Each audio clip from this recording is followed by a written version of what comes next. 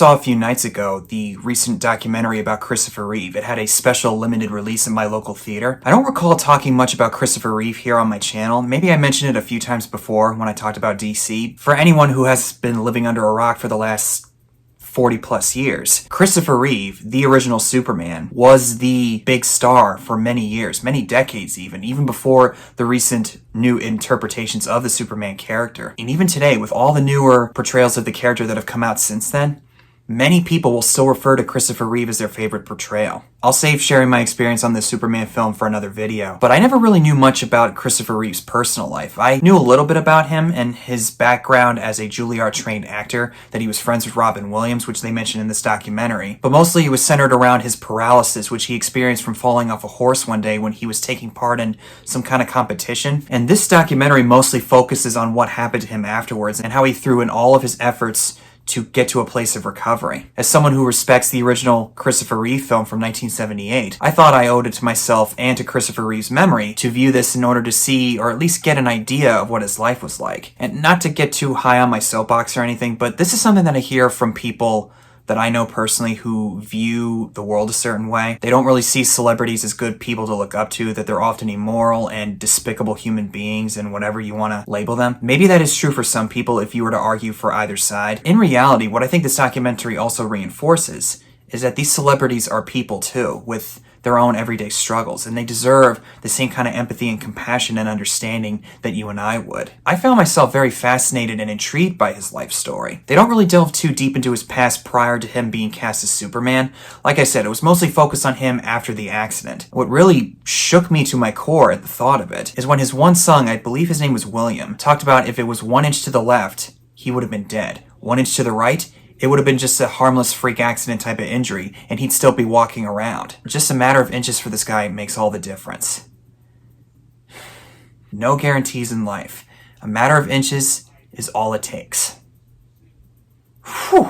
The documentary mostly covers archive footage from various interviews that Christopher Reeve did throughout his life, along with interviews with his children and other family friends and relatives, mostly friends that he knew in Hollywood, such as Glenn Close, Jeff Daniels, Susan Sarandon, and even John Kerry, who ran for president in 2004. It really puts us into the mindset of how he was processing everything that had happened to him, and he had to adjust to a new way of life. That if certain things were to happen in the hospital, if something were to break, he'd only be seconds away from dying. But what really amazes me about Christopher Reeve, as this documentary illustrates, he never once cried about his predicament. He did whatever it took to live his best life that he could, in spite of all of his setbacks. Him showing up at the Oscars the following year, getting a standing ovation from the crowd from all the famous people in the industry at the time, even showing up at the Democratic National Convention in 1996, where a slew of people with some form of disability felt that they were vindicated or validated in the eyes of the public. Seeing someone with the kind of notoriety that Christopher Reeve had,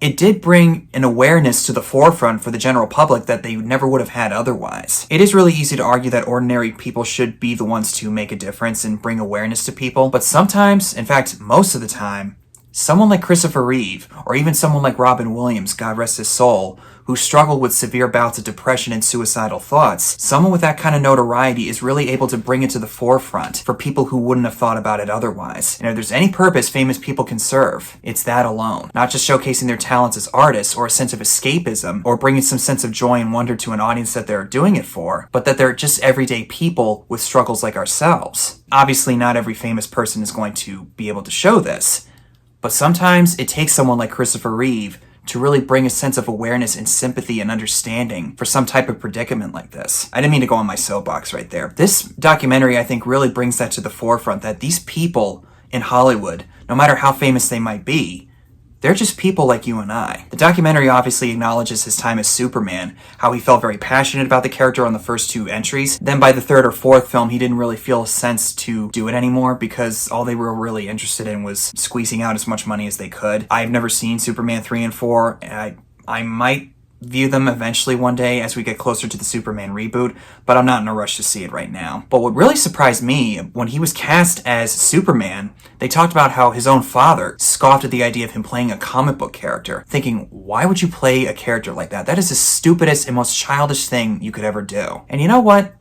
Some of that attitude still exists today. All you have to do is listen to people like Denis Villeneuve and Martin Scorsese. But here we are, many decades later, it's still considered an iconic portrayal of the character. I'm going to save this for the eventual review I do on Superman 78. His acting ability really encompassed what Superman was all about for many people, especially fans of the Superman lore. In fact, it practically became synonymous with Christopher Reeve. Whenever he tried to branch out and do other different types of characters in his career afterward, he never really was able to stick the landing that he wanted. I haven't seen Christopher Reeves' projects outside of Superman, so I can't really say, but from what I can tell, I do applaud him for at least trying to show a different side of himself. What also really got me was that his first relationship with the mother of his current children who are still around now, he never actually married their mother. He was afraid to get married, that he saw it as a license to take the other for granted. Not to get too deep into that, but he's not wrong necessarily. But I'm not saying that people shouldn't get married. I mean,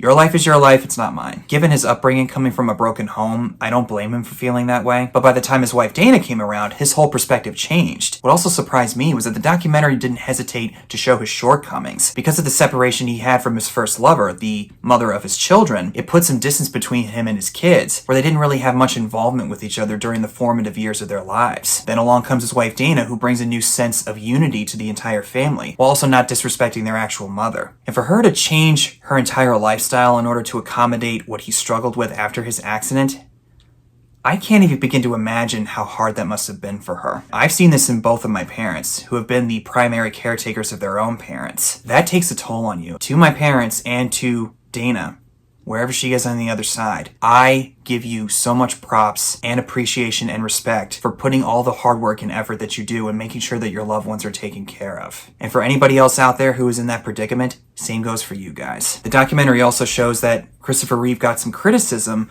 on how he wanted to find a cure for his paralysis. Some people in that community, or even outside the community, took that the wrong way, suggesting that he was implying that there was something wrong with you if you were disabled. And I certainly understand that criticism, and I'm not going to say that I know what it's like to be paraplegic, because obviously I'm not. But at any given moment, all of that could be taken away. Christopher Reeve had to learn that the hard way, unfortunately. But there were signs of hope that he was seeing that I didn't even know about. Like I said, this documentary really brought to light everything that this guy had gone through. He was starting to experience some slow movements in his extremities. All the treatments and rehabilitation procedures that he was going through, some signs of breakthrough were starting to come to the forefront. And had he not passed away, some people I know have asked me, do I think that he still would have been walking around? I think there's a possibility that he could have, because science and healthcare, there's been a lot of progress that has been made over the years. Thanks to the foundation that was founded under him and his wife, that's now carried on by their 3 children, so many people that were in his position have now found the ability to walk again. The fact that he never gave up hope and was determined to help those who wanted to be able to feel normal again, at least in a physical sense, that deserves all the recognition and praise that it deserves. In a lot of ways, I think you could say that Christopher Reeve was the Michael J. Fox of his time. Never once did he beg for sympathy from the public or any kind of pity. He lived his best life as best as he could. And then when they eventually cover his inevitable death, the way it just happened unexpectedly, I remember hearing about it specifically. I had watched the original Superman at the time. I was about 14 years old. I was in 8th grade when I first watched it and when he died. 20 years ago, actually. My mom opened the door, came into my room and said, "Bad news, buddy. Christopher Reeve has passed away." I ran into the kitchen. My mom and dad had the Today Show on and they were doing a special about Christopher Reeve. They even showed an old interview that he did with Tom Brokaw, who asked him, "Hey, 10 years from now, do you want to take a walk on the beach?" And he responded with, "Absolutely, I'll see you there." Oh my God.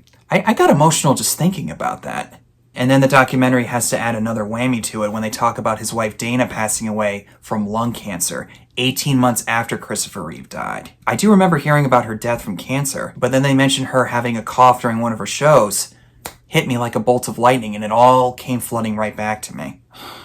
I don't even know the polite word for it. That had to have been one hell of a time for that whole family and all of their friends that knew them. But seeing how their influence has managed to last 20 years after, I think in a way you could say that Christopher Reeve made us believe that a man could truly fly.